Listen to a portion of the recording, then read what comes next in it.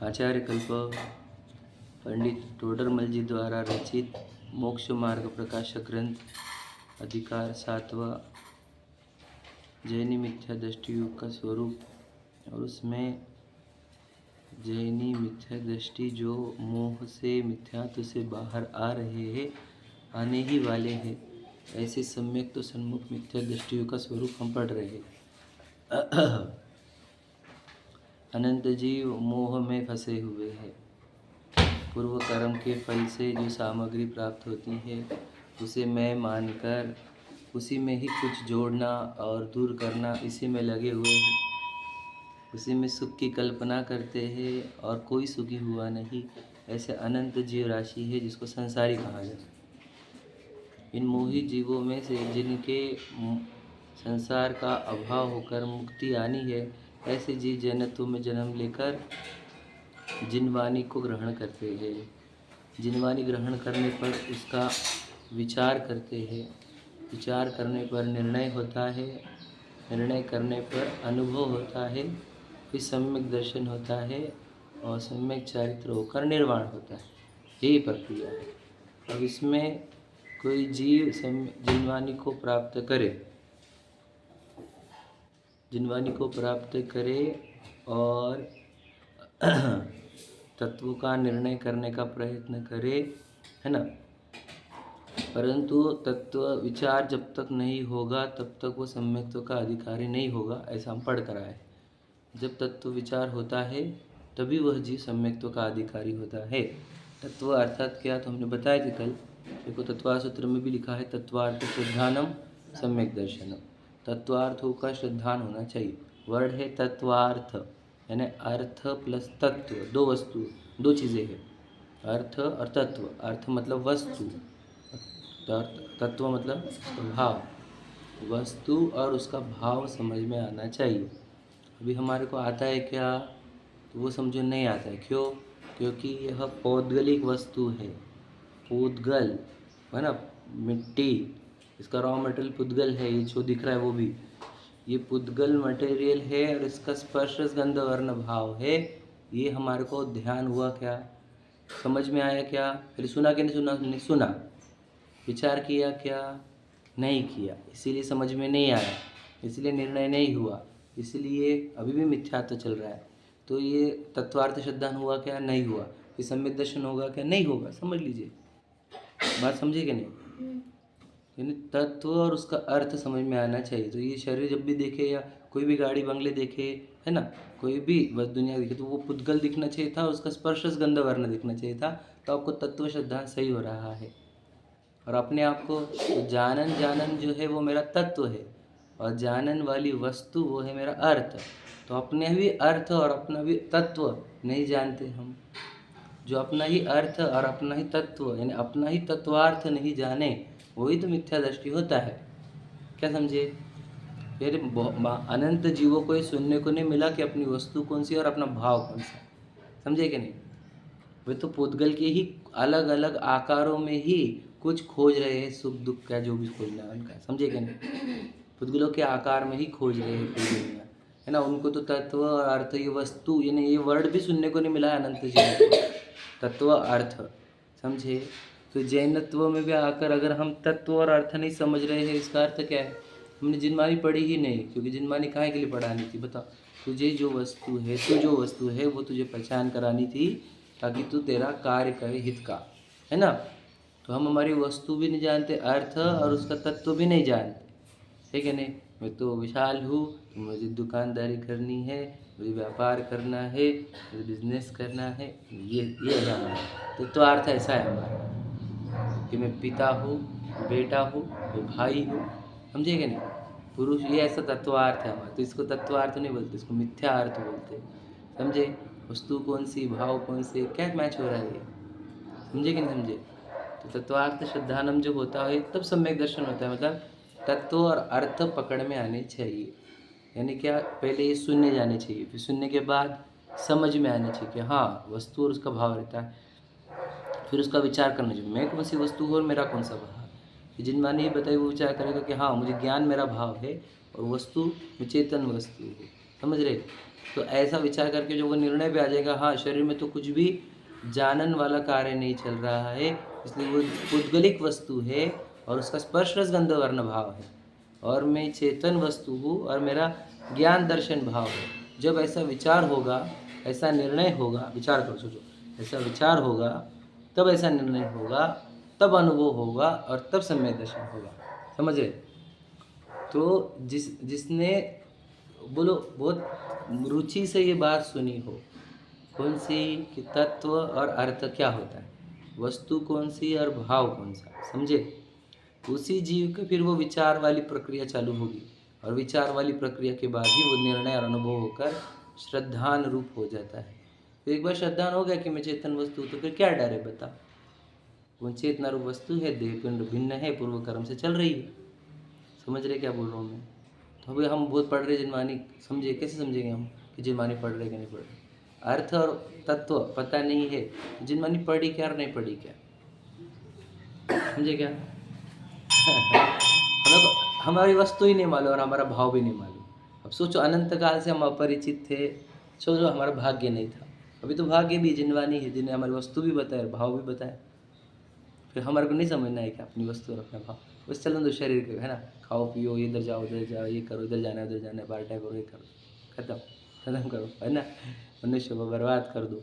तत्वार्थ जब श्रद्धान होगा तब सम्यक दर्शन होगा। वस्तु और उसका भाव, समझ रहे? तत्व तो कौन सी वस्तु है? अपन जीव नाम की वस्तु है। भाव कौन सा? अपना जानना देखना, उसको अगर उसको उपयोग कहो, चेतना कहो, एक ही चीज़ है चेतना, है ना? समझ रहे कि नहीं? चेतना जो है जानन चल रहे वाली, वो मेरा भाव है और चेतन वस्तु हूँ।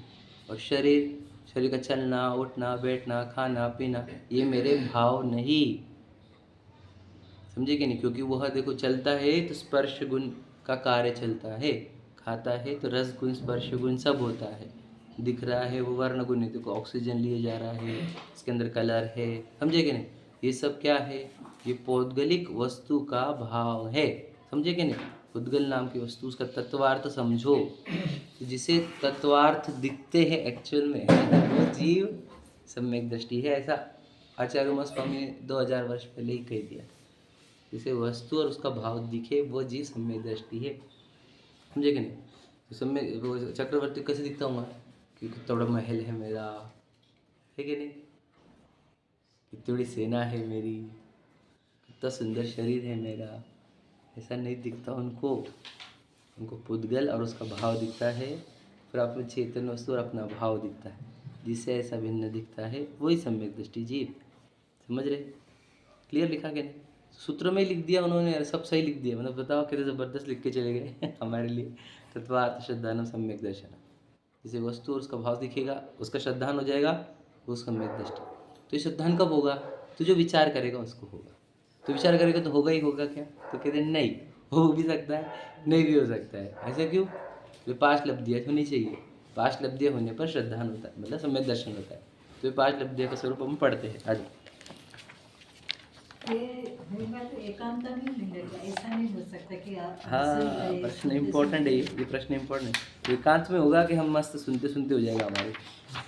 प्रश्न है हम प्रवचन सुनते रहेंगे और हम हो जाए, ऐसा अगर आप ऐसा होगा नहीं, समझ लीजिए। प्रवचन सुने जाते इधर अपना 2 चीज़ें हैं, अगर ध्यान से सुनेंगे। एक आत्मा के बारे में जानना होता है और एक आत्मा को जानना होता है। क्या समझे? समझे? 2 चीज़ें ध्यान से सुनना, आत्मा के बारे में जानना और आत्मा को जानना।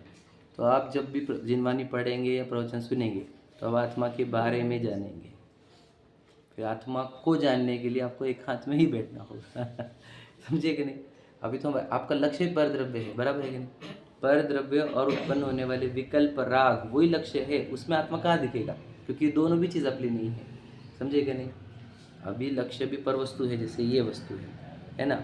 और राग जो चल रहा है सुनने वाला वो है। अब ये दोनों जब चलेंगे तब तक आत्मा नहीं दिखता, समझे कि नहीं समझे? जब तक पर लक्ष्य हो तब तक आत्मा नहीं दिखता। तो जब आप पर द्रव्य का विचार छोड़ देंगे और उत्पन्न होने वाले राग को भी गौण करेंगे, तब चेतना जो बह रही है वो आपको दिखेगी। समझे क्या कह रहा हूँ मैं? तो ऐसे उदाहरण दिए है ना कि कीचक को मार खाते खाते सम्यक दर्शन हो गया। क्या? नहीं, कीचक जो महाभारत में कथा, उसको मार हाँ, खाते हाँ। खाते बुक्के खाते उन्होंने खाते- पूर्व में अभ्यास किया होगा, वो रेयर एग्जाम्पल्स है, ठीक है, वो रेयर और एग्जाम्पल। नारकी को भी मार खाते खाते होता है। हाँ, उतनी वेदना होंगी हमारे को तो आपको भी हो जाएगा। समझ लीजिए, वैसा एग्जाम्पल गलत उठा के हमारे को ये नहीं समझना है कि हम सब कुछ करते हुए हमारे को सम्यक दर्शन हो। एग्जाम्पल होंगे जिनवानी में, पर ये अपवाद रूप होते हैं। इससे हम गलत चीज़ें अंदर ना ले ले कि कुछ भी करते हुए सम्यक दर्शन हो जाएगा, ये बात समझना। उपदेश ऐसे दे देंगे तो फिर तो लोग बोलेंगे हम तो खाते पीते करेंगे सम्यक, टीवी देखते देखते, मोबाइल देखते देखते, भोगते हुए, समझे? ऐसा नहीं समझना। सम्यक दर्शन के लिए आपको एकांत में बैठना होगा, समझे कि नहीं?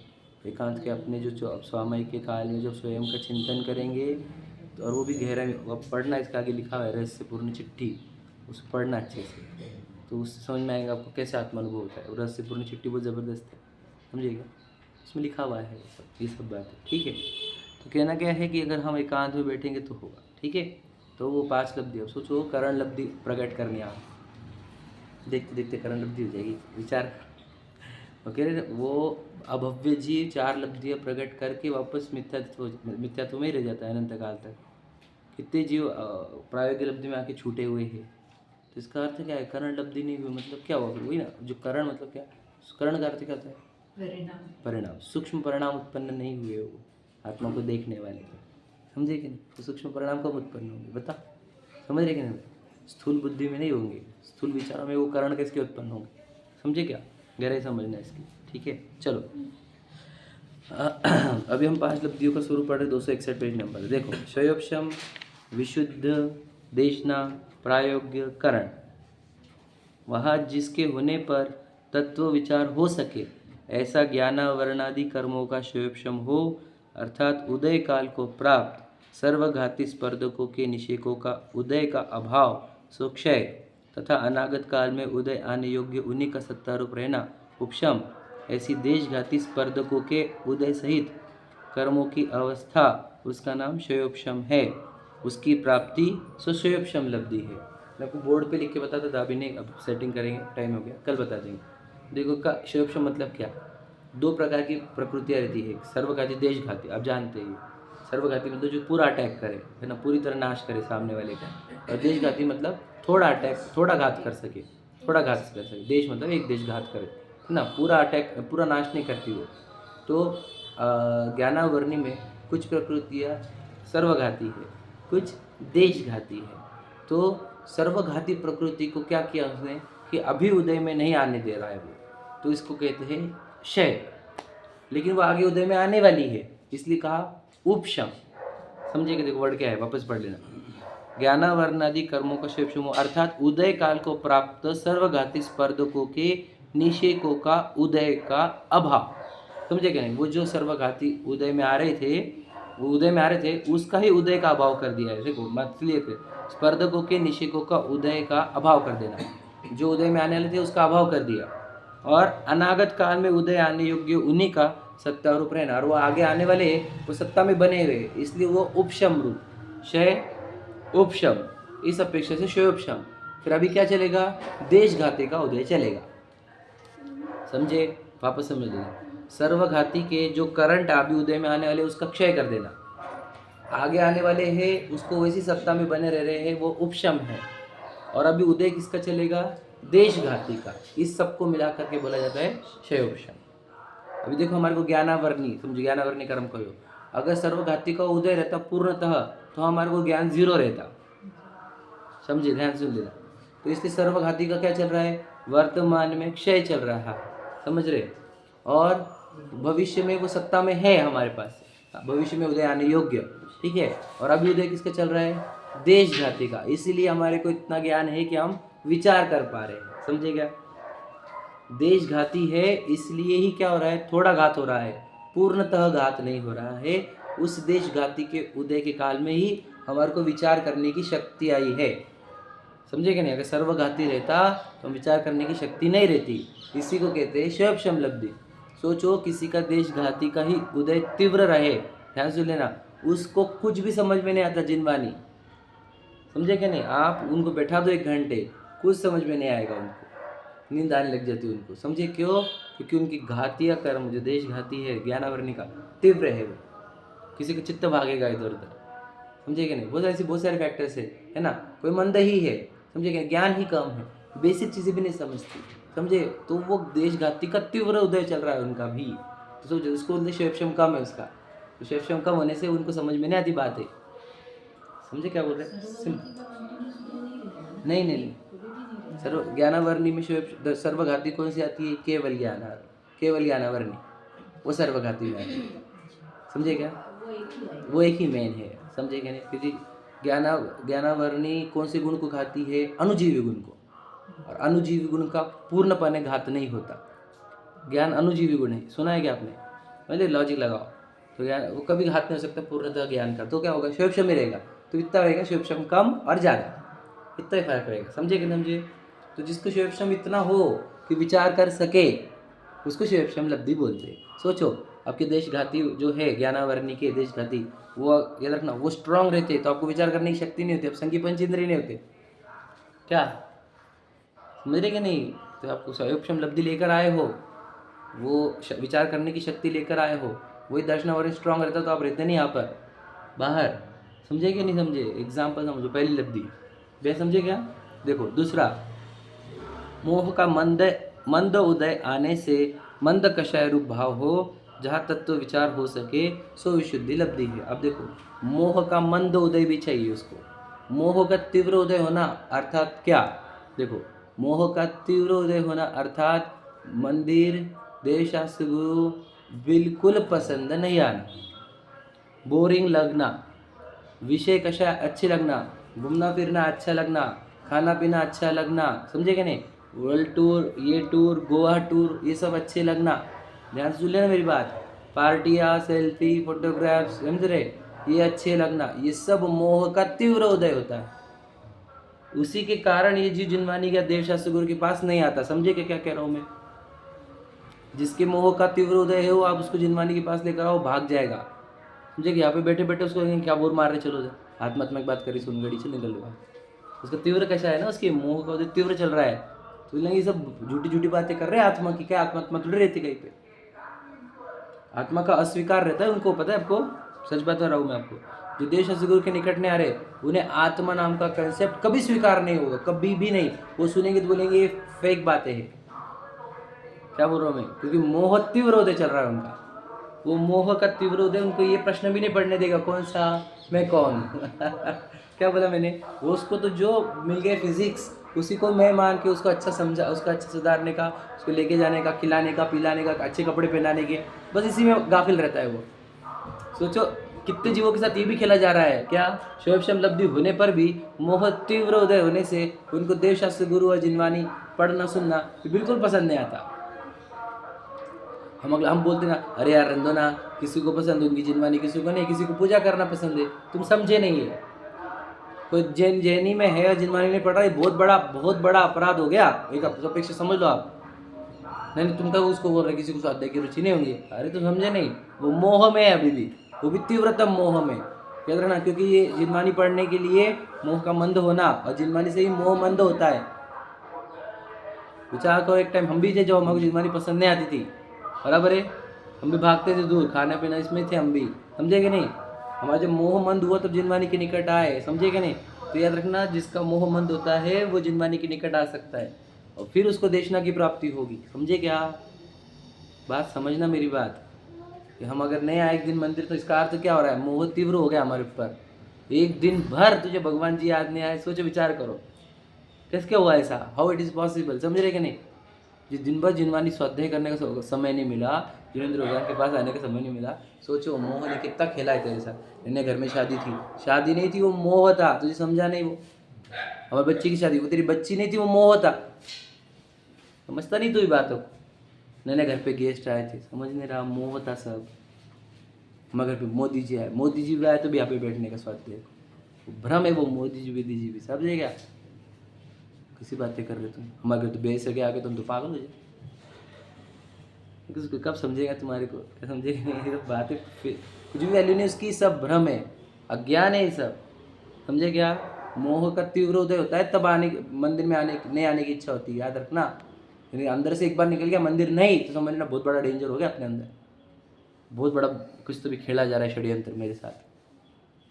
स्वाध्याय नहीं ये वर्ड आया समझ लेना कि हो गया कुछ तो भी कांड होने वाला अपने, समझिए कि नहीं। क्योंकि मोह तीव्रोदय, दर्शन मोहिनी तीव्रोदय चल रहा है वहाँ पर, इसलिए वो बोल रहा है कि नहीं नहीं स्वाध्याय छोड़ो अपन ये करते।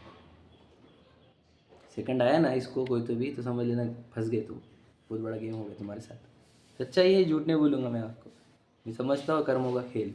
तो देखना उनका स्ट्रैटेजी यही है कि जिनवानी के पास ना जाए, सच्चाई के पास ना जाए, बस इंपॉर्टेंट ये हो। बाकी उसको किधर भी उलझाओ, क्योंकि वो इधर जाएगा तो फंस जाएगा, वो मतलब निकल जाएगा, बाहर आ जाएगा, है ना। वो फंस जाएगा कर्म कि अपन फंस गया, ये आ गया जिनवानी के पास। इसलिए वो भी ट्राई करते हैं, लाइक काल्पनिक बता रहा हूँ मैं आपको कि उधर से भी एनर्जी होती है, उधर ऐसा रहता है कि जिनवानी के पास ना जाए। तो मोह मंद होगा तो देखोगे, तथा मोह का मंद उदय आने से मंद कषाय रूप भाव हो। तो मंद कषाय कैसे कि नहीं हम नहीं बहुत अच्छे शांत रहते घर में, वो नहीं हो, देव शास्त्र गुरु के निकट आए, समझेगा नहीं तो मंद कषाय कहेंगे हम नहीं मंद कषाय वो एकदम शांत रहते घर में, कुछ भी कषाय नहीं करते, उसको मंद कषाय नहीं कहते। देव शास्त्र गुरु के निकट आना वो मंद कषाय है, ठीक है। कि जहाँ तत्व विचार हो सके, समझे कि नहीं, कहा होगा फिर वो घर में रह के तत्व विचार थोड़ी होने वाला है। देव शास्त्र गुरु के निकट आना वाली बात हो गई प्रूव यहाँ पे, जहाँ तत्व विचार हो सके वहाँ वो आए, समझे क्या। तो समझे कि नहीं समझे। तो जिनवानी सुन प्रवचन सुन के, स्वाध्याय सुन के सम्यक दर्शन होगा क्या, उन्होंने कहा नहीं होगा। तो ठीक है हम नहीं आएंगे, फिर दुकान पे होगा कि नहीं, ऐसे बोलते सच्ची जी हमेशा।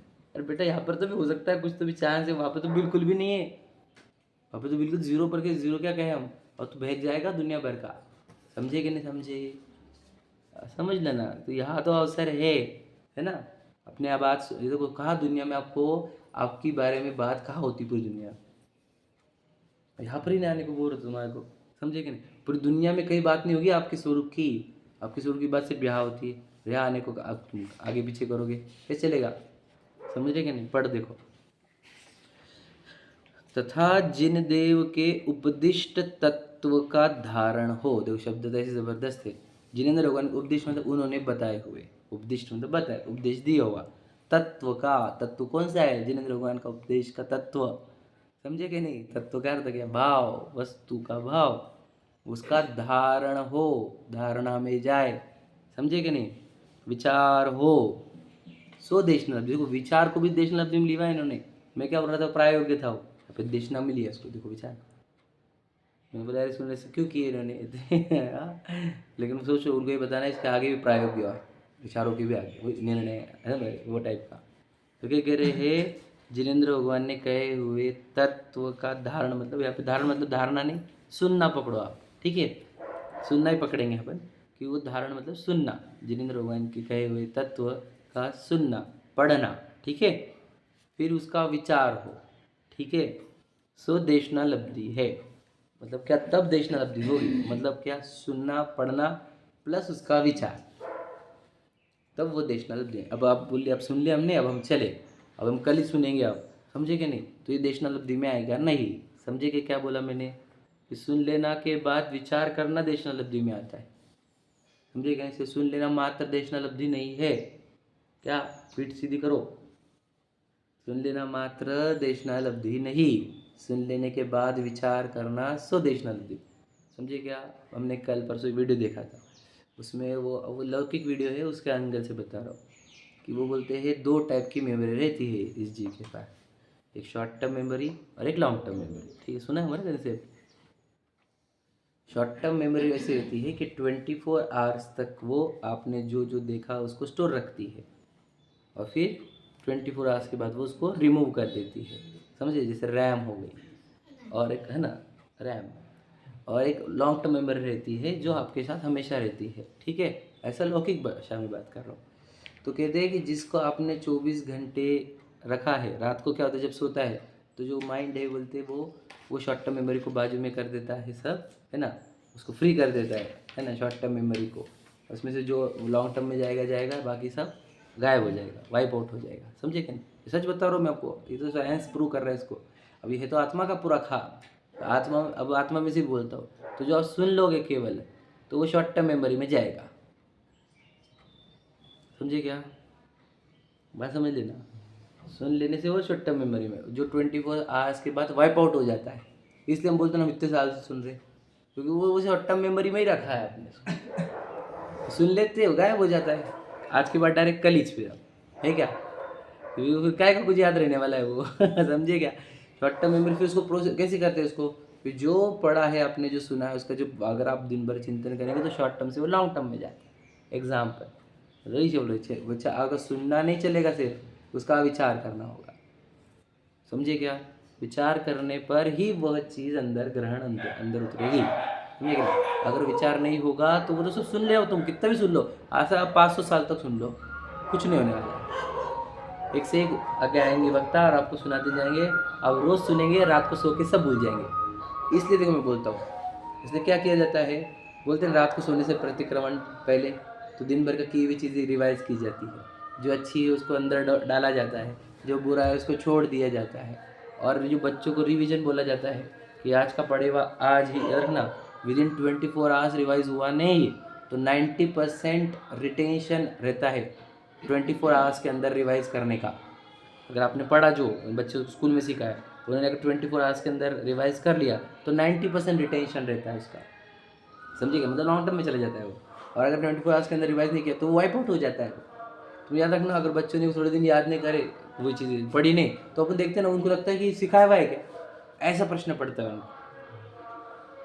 समझिएगा? तो इसका अर्थ क्या होता है, सोचो कि जो सुन रहे हो वो अगर उसका चिंतन नहीं करोगे तो ऐसे ही हो जाएगा एक दिन, ये सुना था क्या हमने, ये हुआ था क्या हमारा, ये लाइन हुई थी क्या,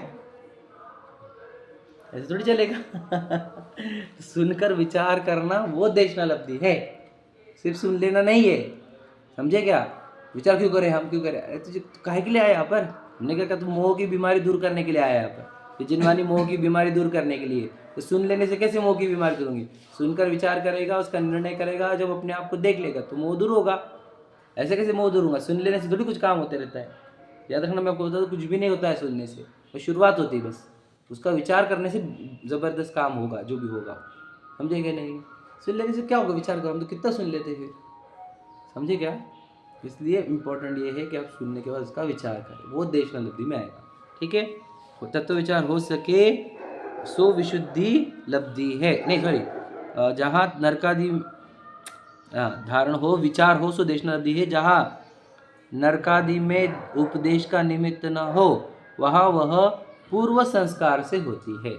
समझे? तो उसने पहले कुछ किया होगा इसलिए उसको वेदना के काल में वो याद आ गया, ऐसा लिखा हुआ है। समझ रहे? तो ये मत बोलना कि ऐसे क्यों, उसको बिना निमित्त के हो गया, उसको तो एक वेदना से हो गया, तो वो उदाहरण वैसे गलत नहीं लेना अपने सामने। ठीक है? तथा ये हो गई 3 लब्धि हो गई। कर्मों की पूर्व सत्ता अंतः कोड़ा कोड़ी सागर प्रमाण रह जाए, मतलब क्या, कर्म जितने कर्म थे हमारे उसकी मैक्सिमम सत्ता कितनी बन जाए, अंतः कोड़ा कोड़ी, मतलब क्या, एक कोड़ा कोड़ी से कम, बराबर है ना, अंतः कोड़ा कोड़ी मतलब। ठीक है? और नवीन बंध अंतः कोड़ा कोड़ी प्रमाण उसके उसके संख्यात्व भाग मात्र हो। और जो नया बंधन होगा वो कितना चाहिए कि वो अंतः कोड़ा कोड़ी के भी संख्यात्व टुकड़ा, इतना ही नया बंधन होना चाहिए। समझिए क्या क्या कह रहा हूँ मैं, ध्यान सुन लेना। क्या बोला, पुरानी कर्मों की सत्ता कितनी रहनी चाहिए, मैक्सिमम अंतः कोड़ा कोड़ी। इसको सिर्फ वर्ड याद रखो, अंतः मतलब एक कोड़ा कोड़ी से कम। ठीक है? अंतः कोड़ा कोड़ी, तो उसकी पुरानी सत्ता कितनी रहनी चाहिए, अंतः कोड़ा कोड़ी जितनी रहनी चाहिए, एक कोड़ा कोड़ी से कम। और नया बंधन कितना होगा कि अंतः कोड़ा कोड़ी का भी संख्यात्व भाग, मतलब उसका टुकड़े करने की संख्या, उतना ही नया बंधन होना चाहिए। समझे क्या ये बात? आगे वह भी उस लब्धि काल से लगाकर क्रमशः घटता जाए। और क्या कि जहाँ से वो प्रायोगिक लब्धि स्टार्ट हो रही है वहाँ से नया नया जो बंधन होगा उसकी जो क्या है, वर्ड क्या लिखे उन्होंने, उस काल लब्धि से घटता जाए, मतलब क्या, बंधन क्या होगा, घटता जाएगा, प्रायोगिक लब्धि बढ़ती जाएंगी और वो बंधन जो है वो घटता जाएगा। समझ रहे? ऐसा कितनी ही पाप प्रकृतियों का बंध क्रमशः मिटता जाए, और पाप प्रकृतियों का जो बंधन है वो मिटता जाए स्पीड से। समझ में आ रहा है? इतना जब होगा तो उसको प्रायोगिक लब्धि कहेंगे अब बोले इसमें करने का क्या हो, तो बोला ही नहीं इन्होंने कुछ। समझे क्या करें? इन्होंने सिर्फ कर्मों का ही बोल के रखे। क्या बोले कि पूर्व सत्ता अंत कोड़ा कोड़ी रह जाए, नया बंधन अंत कोड़ाकोड़ी की संख्या तो भाग रह जाए, नया उसके आगे जो टाइम जाएगा उसका बंधन तो और घटता जाएगा, और पाप प्रकृतियाँ जो है वे नष्ट होती जाएंगी। ऐसी स्थिति जब बनेगी इसको हम प्रायोगिक लब्धि बोलेंगे। भाई कैसी बातें बोल रही है कुछ भी, है ना। समझाऊंगा मैं आपको, इसे टाइम नहीं मेरे पास ज़्यादा, है ना। एकदम शॉर्ट में समझा तो देखो, ध्यान से सुन लेना, बहुत इंपॉर्टेंट है, एग्जाम्पल से समझना इस बात। क्या कि मेरे ऊपर कर्जा है, कितना मतलब 200 करोड़ का, 500 करोड़ का एग्जाम्पल। तो हमको टेंशन रहता है कब कर्जा मिटे, कब कर्जा मिटे, कब कर्जा मिटे, कब कर्जा मिटे, समझ रहे कि नहीं। तो वैसे ही हमको याद रखना हमारे पास भी कर्जा है, कौन सा, कर्मों का, जो हमने पूर्वकृत बांध देते हैं। बहुत बड़ा स्टॉक है हमारे पास, समझे कि नहीं। अभी अगर देखा जाए, अगर माफ हमने नील नहीं किया तो वो अनंत बहुत चलने वाले हैं। इतना स्टॉक अभी भी हम सबके पास है, ध्यान से सुन लेना। कर्जे में है हम, कुत्ते जब तक फेडेंगे नहीं, जो कर्म बांधे उसको फेडने पड़ते, है ना, रीपेमेंट करना पड़ता है ईच एंड एवरी का, ध्यान से सुन लेना। तो फेडेंगे नहीं जब तक वो मिटते नहीं। अब बात चल रही है कि हम फेडे कैसे इसको, फेडते कैसे है इसको। तो याद रखना, जैसे उदय आएंगे उसको शांति से सहन कर लेना, उससे फिटते है वो। शांति से क्या था, दृष्टा रहना, उसमें आकुलता व्याकुलता नहीं करना। आकुलता व्याकुलता नहीं करेंगे तो फिटते जाते हैं। आकुलता व्याकुलता होगी तो और बंधते हैं, नया और लोन ले लोगे तुम, राग द्वेष कर लोगे, इसने ऐसा कर लिया, उसने ऐसा कर दिया, अरे उदय थे वो पुराने कर्मों के। ध्यान सुन लेना, जो बोरो साइंस बहुत इंपॉर्टेंट है। जितने शांत रहेंगे उतने वो फिटते जाएंगे, जितने समता भाव में रहेंगे वो फिटते जाएंगे, समझ रहे, बात समझ में आ रही है। जहाँ अकुल व्याकुल हो इतने से भी लगे नया एडिशन, नया लोन और एक, समझे कि नहीं। कौन सा बोलते हैं उसको, एक्सटेंशन वाला लोन, है ना, कौन सा बोलते हैं, टॉप अप। तो टॉप अप हो जाएगा अगर और राग द्वेष कर लेंगे तो, समझ में आ रहा है। तो हाँ, हम सब शांत भाव रहेंगे, समता भाव रहेंगे तो नया बंधन नहीं होता, समझ में आ रहा है। ये कंसेप्ट समझ में आ गया आपको। तो इसका अर्थ क्या है, आपके भाव को बहुत ध्यान रखना। इतना सा आकुलित व्याकुलित हो गया तो समझ लेना नया टॉप अप हो गया, नया लोन ऐड हो गया, समझ रहे। इतना सब व्याकुलित नहीं होने चाहिए हम, इतने इंपॉर्टेंट है वो। और आकुलित नहीं होने पर प्रसन्न भी नहीं होना, प्रसन्न होने से भी वो लोन ऐड होता है, समझे कि नहीं। समता भाव रहो, अपना नहीं, अपने साथ नहीं हो रहा क्या। अब आ गया, अब क्या होता है कि पूर्व कर्म की सत्ता इतनी बड़ी है, अब ये इतनी घटेगी किस क्या, मतलब कि तो ये जो जी है इसका अंत कोड़ा कोड़ी तक आ गया है। किस क्या, उसमें बताता आपको। उसने आपको चैतन्य स्वीकारने की कोशिश, प्रयत्न कर रहा है विचार करने की, है ना। और मैं तो चेतन हूँ, मैं तो एक भी पदार्थ नहीं चाहिए। और उसकी ये जो सिर्फ विचार है, समझे कि नहीं, मुझे मेरे लिए कोई इष्ट अनिष्ट है नहीं, इस विचार मात्र से ही उसकी पूर्व कर्म की सत्ता है सीधी अंत कोड़ा कोड़ी तक। निर्जरा हो जाती है, निर्जरा नहीं हुई हुई है, ये सिर्फ उसकी स्थिति घट के अंत कोड़ा कोड़ी हो जाती है। और प्रायः के छूटने पर फिर वो बढ़ जाती है, सुना है क्या आपने, फिर बढ़ जाती है, समझे क्या। तो उसकी स्थिति देखो कितनी हो गई, अंत कोड़ा कोड़ी तक। सिर्फ आत्मा का विचार बोलो, थोड़ा उसके अंदर और विचार कि मेरा कोई द्रव्य नहीं है इस दुनिया में, ये सिर्फ बोलने का नहीं है, वो विचार करके अंदर जब ये करेगा तब ये सत्य होगा, समझे क्या। अंदर जब होगा तब होगा, अंतरकरण से होगा तब होगा। मतलब ऊपर ऊपर सत्ता में ही रहती है। सत्ता में रहेंगे ना, सत्ता कैसे खत्म हो जाएंगी। नहीं, अंतःकरण को जो बोल रहे हैं पूर्व कर्म की, हाँ हाँ वो सत्ता में ही रहेगी, सिर्फ उसकी स्थिति हाँ बराबर, सत्ता थोड़ी कम होगी। जैसे निर्जरा बोल रहे हैं, आप भी समझ रहे हैं, कोई कर्म नहीं निकल रहा है यहाँ पर, एक भी कर्म निकलने की बात नहीं कही भी उन्होंने, समझे क्या कहा, एक भी कर्म निकलने की बात हुई है नहीं बोली अभी,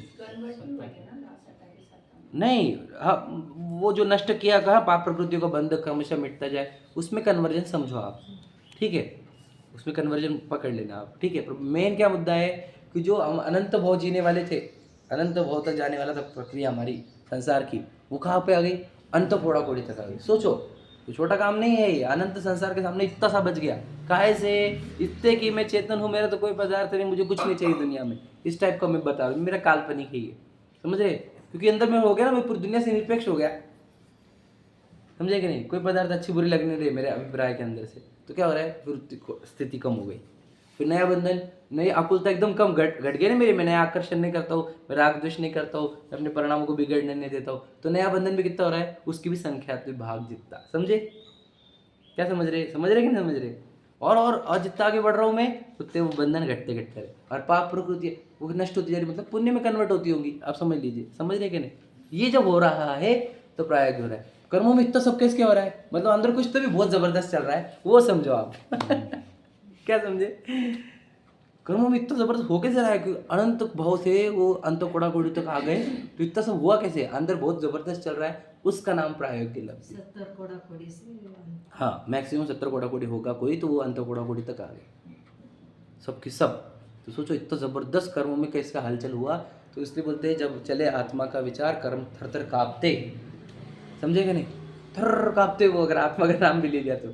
इसलिए वो याद रखना, वो बहुत ट्राई करेंगे आप आत्मा शब्द तक ना पहुँचो, शब्द तक भी ना पहुँचो आत्मा के विचार तक ना पहुँचो, है ना। आपको वो बहुत अच्छी अच्छी प्रॉपर्टी, बच्चे, पैसे, पत्नी, पति अच्छा दे दे के, है ना, अच्छे प्रसंग दे के, प्रसिद्धि प्रशंसा दे दे के आपको वो आत्मा से दूर रखेंगे, याद रखना, ताकि आप अनंत काल तक जन्म मरण करते रहो, कर्म के ग्राहक बने रहो।